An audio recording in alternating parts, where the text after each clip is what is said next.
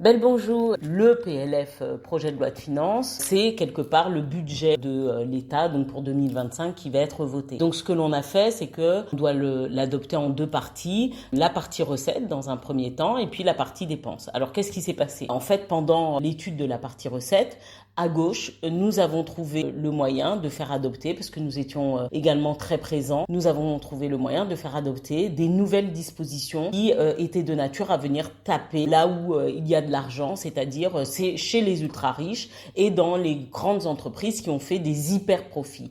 Pas sur les petites entreprises, pas sur la classe moyenne, mais vraiment là où finalement on a les moyens d'emmener une participation des autres au budget de l'État et aux services publics. Et du coup, qu'est-ce que l'on a vu, qu'est-ce que l'on a constaté? Alors le bloc central, dit central, c'est-à-dire la majorité présidentielle et son alliance à droite, eux ils ont voté contre finalement cette partie du budget.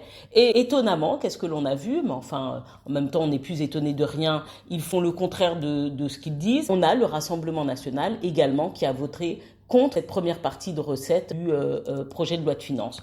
Du coup, puisqu'on ne peut pas étudier les recettes, on ne peut pas analyser les recettes, on ne peut pas continuer à analyser les dépenses, ce qui a fait qu'on ne peut pas parler notamment des dépenses et des recettes qui étaient dévolues à ce qu'on appelle la mission outre-mer pour ce qui nous concerne.